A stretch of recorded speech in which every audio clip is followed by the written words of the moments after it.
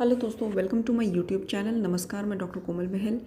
दोस्तों, प्रैक्टिस के इस दौर में आगे बढ़ते हैं नेक्स्ट 80 क्वेश्चंस की तरफ। इस एपिसोड में मैं आपको 80 क्वेश्चंस की प्रैक्टिस कराऊंगी। ये क्वेश्चन पेपर है NIA एंड जामनगर 2010 गोविंद पारिक जी से लिया गया है एंड मुझे इसमें से कई क्वेश्चंस बहुत इंपॉर्टेंट लगे हैं। आप चैनल को, एपिसोड को अंत तक देखिए। मैं इसमें साथ के साथ आपको इंपॉर्टेंट क्वेश्चंस भी बताते जाऊँगी जो कई बार आ चुके हैं। एंड दोस्तों, हमारे एपिसोड का नोटिफिकेशन आपके फ़ोन पर डेली आता रहे, इसलिए आप चैनल को सब्सक्राइब कर दीजिए एंड बेल आइकन बटन दबा दीजिए। एंड अगर आपको हमारा व्हाट्सएप ग्रुप ज्वाइन करना है जिसमें की पॉइंट्स जो हैं डेली अपडेट होते हैं चैप्टर वाइज, तो 50 रुपीज़ उसकी मंथली फ़ीस है। डेली चैप्टर वाइज की पॉइंट्स अपडेट होते हैं एंड मंथली टेस्ट होते हैं। तो चलिए स्टार्ट करते हैं। और उस ग्रुप को ज्वाइन करने के लिए आप मेरे दिए गए नंबर पर व्हाट्सएप करिए, मैं आपको उसमें ऐड कर लूँगी। तो चलिए स्टार्ट करते हैं। पहला क्वेश्चन है, अकॉर्डिंग टू WHO ओवरवेट कब होता है? जब आपका बेसल मेटाबॉलिक रेट जो होता है BMR 25 या उससे अबव होता है। टुंडी केरी की चिकित्सा, ये कॉमन क्वेश्चन है। टुंडी केरी की चिकित्सा क्या है? भेदन। ठीक है, हमेशा याद रखिएगा। थर्ड इसकी according to IAP malnutrition in children, nutrition is, जब जो चिल्ड्रन मेल न्यूट्रिटेड होते हैं उनमें न्यूट्रिशन कितनी होती है? 61 to 80%। ठीक है, अगर हम किसी को 1 यूनिट ब्लड देते हैं तो उसका HB परसेंट कितना इंक्रीज़ होता है? 1 ग्राम परसेंट। ठीक है, 1 यूनिट देते हैं तो 1 ग्राम परसेंट इंक्रीज़ होता है। योग रत्नाकर अनुसार निर्गुंडी तैल का अधिकार क्या है? किस में प्रयोग की जाती है? तो निर्गुंडी तैल गंडमाला में इसका प्रयोग किया जाता है। कौन सी व्याधि की संख्या 1 है? तो हमेशा याद रखिए संन्यास 1 है। सुश्रु के हिसाब से पांडु व्याधि में दूष्य क्या होता है? रक्त। अर्श में दूष्य क्या होता है? मांस और मेद। ठीक है, इसमें कंफ्यूज करने वाले कई ऑप्शंस हैं। रक्त, मेद, मांस, मांस, मेद, मेद या मांस। तो मांस एंड मेद इज़ द करेक्ट आंसर। ठीक है, अगर किसी 2 साल बच्चे को, 2 साल का कोई बच्चा है, वो आपके पास कंप्लेंट लेकर आता है कि उसके बहुत ज़्यादा कफ है, फीवर है, रेस्पिरेटरी रेट 50 है पर मिनट एंड लंग्स में अगर आप ऑस्कल्टेट करेंगे स्टेथोस्कोप से तो क्रैपिटेशंस, ठीक है, वीजिंग सुनाई देगी आपको, और विदाउट चेस्ट इन ड्राइंग। ठीक है, तो ये कौन सी कंडीशन है? ये कंडीशन है निमोनिया। ठीक है, बुखार है, फीवर है, खांसी है, रेस्पिरेटरी रेट बहुत ज़्यादा बढ़ा हुआ है एंड इसमें क्रैपिटेशंस भी हैं चेस्ट में। ठीक है, रासना घृत का वर्णन आचार्य चरक ने चिकित्सा के किस अध्याय में किया है? तो इसका जो वर्णन है कास में किया है, अध्याय नंबर 18।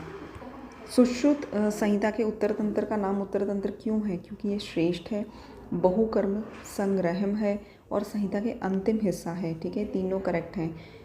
चरक के अनुसार विष के उपक्रम कितने होते हैं? 24। माधव निदान अनुसार गुल्म के स्थान कितने होते हैं? 5। कौन सा हार्मोन है जो पिट्यूटरी ग्लैंड से नहीं सिक्रीट होता? तो इसमें जो ऑप्शंस हैं, TSH ये एंटीरियर पिट्यूटरी ग्लैंड से सिक्रीट होता है, LH, FSH, GH ये सारे सिक्रीट होते हैं, बट ADH सिक्रीट नहीं होता है एंटीरियर पिट्यूटरी ग्लैंड से।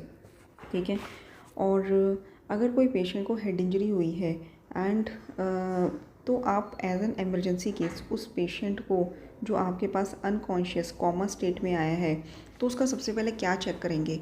ग्लासगो कोमा स्केल चेक करेंगे, या उसका पल्स या BP सबसे पहले चेक करेंगे, या उसके एयरवेज सबसे पहले चेक करेंगे, या फिर उसका पिपुलरी रिफ्लेक्स सबसे पहले चेक करेंगे? तो इसका आंसर है सबसे पहले उसका एयरवे चेक करेंगे कि एयरवे जो है उसका ब्लॉक तो नहीं पड़ा। ठीक है, तो कोमा वाले पेशेंट्स जो अनकॉन्शियस होते हैं, कई बार उसकी टंग जो है पीछे को जाकर, उसकी जीवा पीछे को जाकर उसके एयरवे को, रेस्पिरेटरी ट्रेकिया को ब्लॉक कर देती है, जिससे उसका एयरवे ब्लॉक होने के कारण उसकी डेथ भी हो सकती है। तो सबसे पहले उसका एयरवे चेक करते हैं। ठीक है, और डिजीनेस जो है, डिजीनेस एडल्ट्स में क्यों होती है? क्या कॉज है? ठीक है, तो क्या कॉज होता है डिजीनेस का?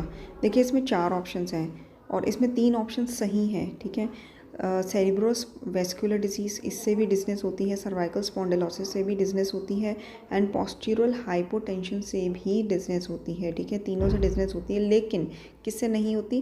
पॉलीन्यूराइटिस से। चांगेरी घृत का निर्देश क्या है? ये गुदाभ्रंश में इसका प्रयोग होता है। ये कॉमन क्वेश्चन है, इंपॉर्टेंट भी है। देखिए, अगर किसी वेग का अवरोध किया किसी रोगी ने, ठीक है, और उसमें फिर तृष्णा, शूल ये 2 लक्षण आए, और रोगी जो है कृश है, दुर्बल है, और रोगी को पुरीश का वमन आ जाता है, तो इनमें से कौन सी चिकित्सा करनी चाहिए? रोगी को केवल संशमन देना चाहिए, या केवल लंघन देना चाहिए, या केवल संशोधन देना चाहिए? तो फोर्थ जो ऑप्शन है कि रोगी की चिकित्सा त्याग देनी चाहिए, that is the correct option. क्यों? रीज़न क्या है? देखिए, आयुर्वेद में अगर कोई रोगी है, कृश है, दुर्बल है, तो उसकी जो व्याधि है वो अपने आप ही, अगर साध्य व्याधि भी होगी वो भी असाध्य ही उस रोगी में मानी जाएगी, ठीक है। क्योंकि जो भी हम ट्रीटमेंट देंगे तो उसका शरीर उसको सपोर्ट नहीं करेगा, धातु नहीं है उसके शरीर में, कृश है, दुर्बल है, तो वो उस साध्य व्याधि में भी ठीक नहीं हो सकता। असाध्य व्याधि में तो चिकित्सा त्याग ही देनी चाहिए।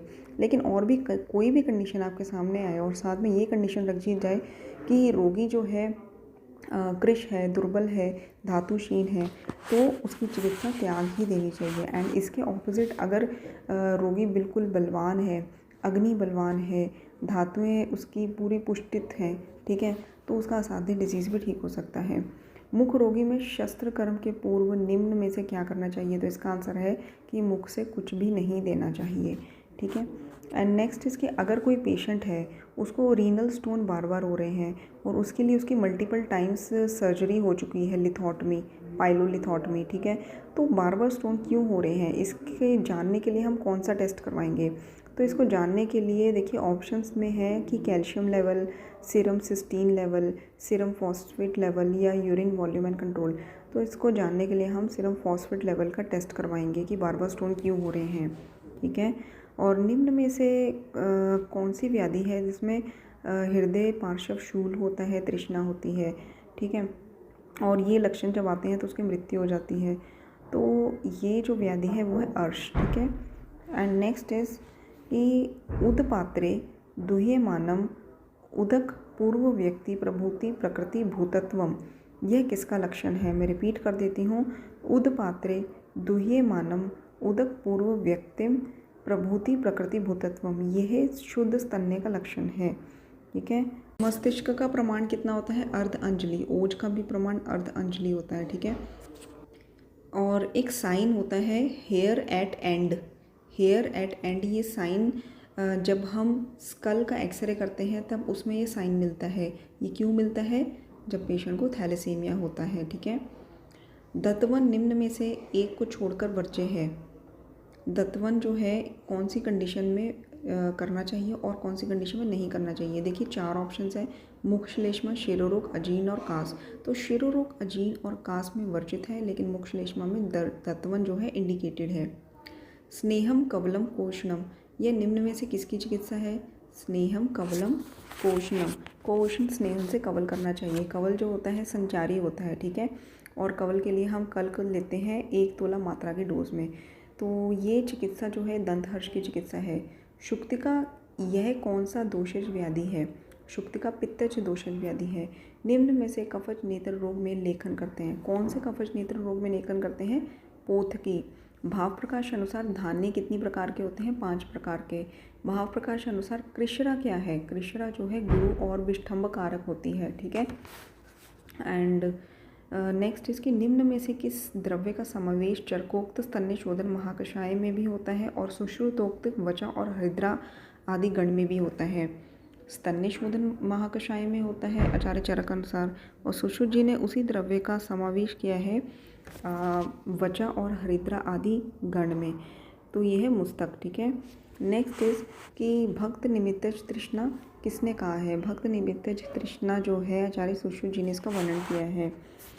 उसके बाद आ जाता है नेक्स्ट क्वेश्चन, मलेरियल पैरासाइट की 4 स्टेजेस होती हैं, वो कौन कौन सी होती हैं? तो मैं आपको बता देती हूँ। जो फर्स्ट स्टेज होती है साइकिल ऑफ मलेरियल पैरासाइट, वो होती है स्पोरोजेनिक फेज। सेकंड होता है एक्स्ट्रा अरिथ्रोसिटिक फेज, ठीक है, अरिथ्रोसाइट जो सेल्स होते हैं ब्लड सेल्स उसके बाहर होती है, ठीक है, एक्सो अरिथ्रोसिटिक फेज। फिर तीसरी स्टेज में वो अरिथ्रोसाइट में आ जाता है, ठीक है, अरिथ्रोसिटिक फेज हो गया। एंड फोर्थ में आ जाता है गैमीटोसिटिक फेज, ठीक है, गैमीटोसिटिक फेज, अब वो डिवाइड होना शुरू हो जाता है। सबसे पहले स्पोरोजेनिक फेज, फिर एक्सो अरिथ्रोसिटिक फेज, फिर अरिथ्रोसिटिक फेज एंड देन गैमीटोसिटिक फेज, ठीक है। आयरन पॉइजनिंग से कौन सा ऑर्गन डैमेज होता है? लीवर, ठीक है। एंड नेक्स्ट इज कि आचार्य चरक ने त्रिमर्मी अध्याय में कौन से तीन मर्म का वर्णन किया है।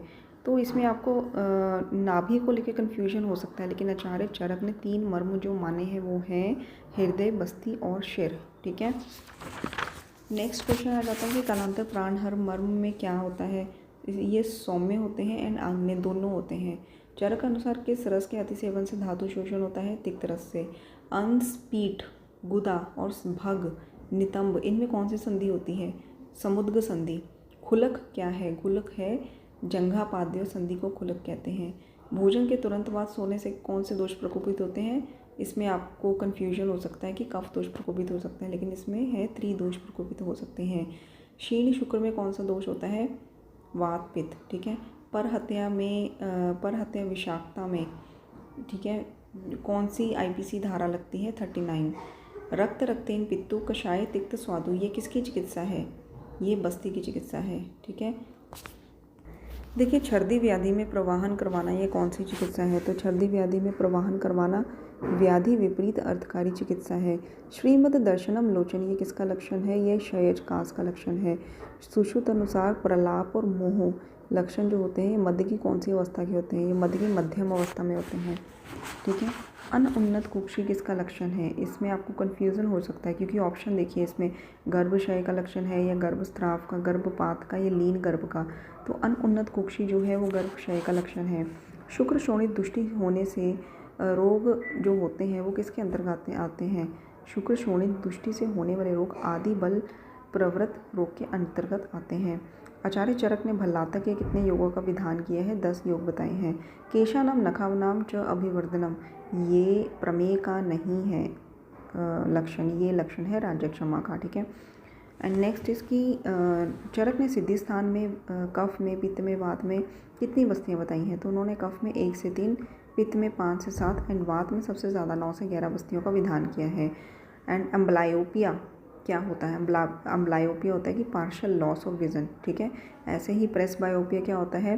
प्रेस बायोपिया होता है, जैसे हम रीडिंग क्लासेस पढ़ते हैं ना, पास की जब दृष्टि खराब हो जाती है तब उसको प्रेस बायोपिया कहते हैं। मायोपिया क्या होता है? जब दूर की विजन जो है कमज़ोर हो जाती है। ठीक है, amblyopia partial loss of vision. Next इसकी जब ईसीजी में हमें टॉल टी वेव्स मिले तो उससे क्या पता चलता है? उससे पता चलता है कि that patient is having hyper kalaemia. उसमें कैलेमिया की जो पोटाशियम की मात्रा जो होती है वो बढ़ जाती है टॉल टी वेव से। वाटर हैमर पल्स कई बार आ चुका है, ये किस में मिलता है? आर्ट्रियल आयोटिक रिगर्जिटेशन में। ठीक है, आपको मरमर की साउंड आएगी जब आप चेस्ट को ऑस्कल्टेट करेंगे। आयोटिक रिगर्जिटेशन में वाटर हैमर पल्स मिलती है। नेक्स्ट इसकी अगर हम प्रेगनेंसी में फॉलिक एसिड की सप्लीमेंट ना दें तो क्या होता है? तो बच्चे में न्यूरल ट्यूब डिफेक्ट आ जाता है। शाखों में से कौन सा सर्वश्रेष्ठ शाख है? आपने सीधे याद रख लेना है, जीवंती।